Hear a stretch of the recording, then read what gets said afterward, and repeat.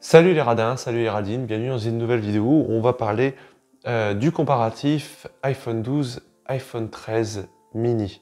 Alors avant de commencer cette vidéo, il faut savoir que j'ai commandé ces deux produits sur Back Market. Tu as les vidéos de chaque test et unboxing produit directement dans la description. L'idée de cette vidéo, c'est de faire, comme tu le sais, un comparatif entre ces deux produits après les avoir testés. À la fin de cette vidéo, tu sauras donc si il est mieux pour toi d'opter pour un iPhone 12 ou un iPhone 13 mini. Dans tous les cas, tu as un code de parrainage directement dans la description qui te permettra d'économiser 10 € sur ton achat chez Back Market. Donc n'hésite pas à l'utiliser, ça soutient également la chaîne. Donc dans un premier temps, je vais parler de l'iPhone 13 mini parce que c'est celui que j'ai reçu en premier. Alors moi, clairement, son gros point fort, et je pense que si tu as vu d'autres vidéos, son point fort, c'est évidemment sa prise en main. On a une excellente prise en main en fait sur le produit, quand on tape des messages, etc. Enfin moi, j'ai aucun problème à aller à l'autre bord de l'écran. Donc on peut le tenir assez facilement en une main, il n'y a pas ce jonglage dans le téléphone pour essayer de taper un message, donc moins de risque de le faire tomber. Donc ça c'est vraiment son gros plus, c'est que c'est vraiment le petit format qui est vraiment, vraiment super quoi. Donc moi j'ai aucun problème là-dessus. Le petit problème que je peux avoir avec cet appareil, même si sur de nombreuses vidéos et de nombreux tests que j'ai pu regarder, ils approuvaient et ils validaient le contraire, c'est qu'on a quand même une autonomie qui est vachement faible sur l'iPhone 13 mini. Et pire encore, j'ai trouvé que l'état global de la batterie se détériorait plus sur l'iPhone 13 mini que sur le 12. Pourquoi? Parce que vu qu'on a une batterie qui est plus petite, on est donc obligé de la recharger plusieurs fois et donc on fait des cycles de batterie et de chargement qui sont plus fréquents et donc on dégrade plus facilement la batterie sur cet iPhone 13 mini. Donc ça c'est un gros point négatif, en tout cas si on a une utilisation normale, voire même assez fréquente de son téléphone.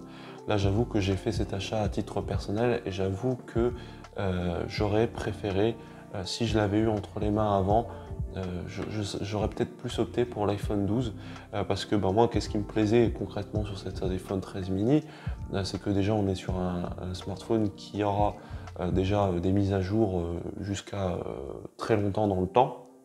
Je n'ai plus les dates exactement, mais je crois que c'est 2000, pour sûr 2025, 2000 et de même 2028 je crois. Il faudrait que je vérifie. Tu auras de toute façon les informations dans la description. Mais voilà, moi c'est ce qui m'a intéressé. On a la 5G, mais j'ai envie de dire sur l'iPhone 12 aussi, on a la 5G. Donc voilà, moi j'étais encore une fois séduit par le marketing de ce petit format. Je n'aurais pas dû, ça a été une erreur. Pour moi, l'iPhone 13 mini,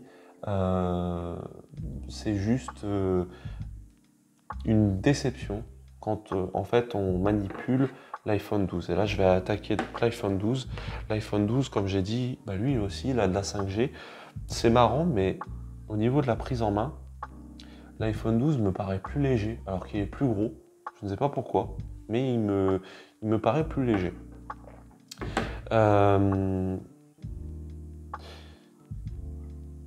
Cet iPhone 12 quand même, quand on l'a en main, faut pas déconner. On peut adorer le petit format de l'iPhone 13 mini. Quand on retombe sur une aussi grande dalle, enfin ça fait grande dalle hein, comparé à l'iPhone 13 mini, on se dit que c'est en fait ça qu'il nous faut, quoi. C'est vraiment une super taille d'écran, ça fait pas brique. Et moi j'avais pu tester pendant une année l'iPhone 12 Pro et il était vraiment lourd. Et c'était vraiment la problématique que j'avais peur de rencontrer avec les iPhones de cette taille-là, c'est qu'ils soient lourds à utiliser au quotidien. En fait, pas du tout. Il est super léger et j'avais vraiment cette peur-là. Et c'est pour ça que je ne l'avais pas acheté, c'est que j'avais peur que ce produit soit lourd et que tout simplement j'ai des douleurs à force de le manipuler à longueur de journée. Non, il me paraît limite plus léger que l'iPhone 13 mini.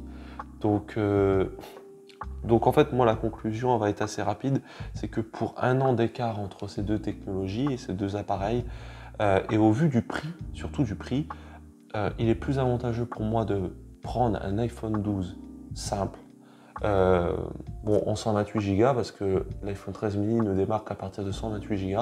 Donc prendre un iPhone 12 128 Go, c'est vraiment parfait pour tenir dans le temps et avoir un très pareil entre les mains.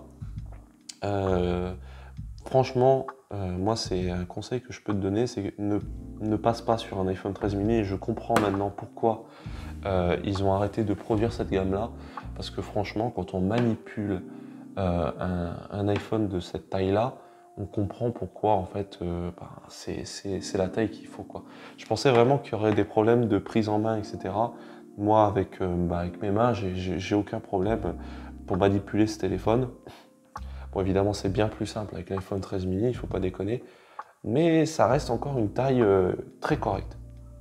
Il n'y a pas de problème de préhension, il tient bien dans la main. donc voilà. Après, si tu es quelqu'un d'assez petit, si tu as des petites mains, etc., peut-être que l'iPhone 13 mini sera vraiment peut-être plus fait pour toi. Au niveau de l'autonomie, moi j'ai regardé des vidéos de tests sur internet, de benchmark, etc. Apparemment, ces deux appareils tiennent aussi longtemps l'un que l'autre. Après, j'ai quand même envie de dire que l'iPhone 12 tient quand même plus longtemps que le 13 mini. Donc voilà, pour moi, il n'y a pas vraiment à se poser de questions. Sauf vraiment si tu as vraiment des toutes petites mains et que tu es assez, comment dire, t'es quelqu'un qui... bref, si tu as si tu es quelqu'un qui a du genre à avoir deux mains gauches, eh bien je te conseille plutôt de prendre l'iPhone 13 mini. Au moins tu auras une bonne prise en main, une dimension adaptée aussi à ta morphologie, à ton usage, pour une autonomie équivalente, peut-être plus passée pour l'iPhone 13 mini si tu as vraiment des toutes petites mains. Après, vraiment, moi ce que je peux te conseiller aussi avant ton achat, c'est d'aller dans des boutiques de télécom et de prendre en main sur les stands les différents appareils pour voir celui qui te convient le mieux. Mais je t'avoue qu'après avoir testé l'iPhone 13 mini, je ne peux que te conseiller le Pro. On a des technologies qui sont quasi équivalentes, on a 1 an d'écart et on a surtout un écart de prix qui est assez conséquent. Je ne sais plus de combien est l'écart de prix, mais l'iPhone 12 est vraiment le meilleur d'un point de vue rapport qualité-prix. Voilà, c'est ainsi que je vais conclure la vidéo. Pour moi, c'est vraiment l'iPhone 12 qu'il faut privilégier. Donc n'hésite pas, tu as un code directement dans la description qui te permettra d'économiser 10 € sur ton achat chez Back Market. Évidemment, je te conseille un parfait état et surtout prévois dans ton budget l'achat d'un bloc secteur Apple pour ne pas dégrader ton téléphone avec des chargeurs qui pourraient évidemment fournir une mauvaise qualité de chargement. Voilà, dans tous les cas, tu auras le lien des blocs secteurs que je te recommande dans la description. N'hésite pas à les regarder. En attendant, merci de soutenir la chaîne en t'abonnant et en likant. Et en attendant, moi je te dis à bientôt pour une prochaine vidéo. Ciao!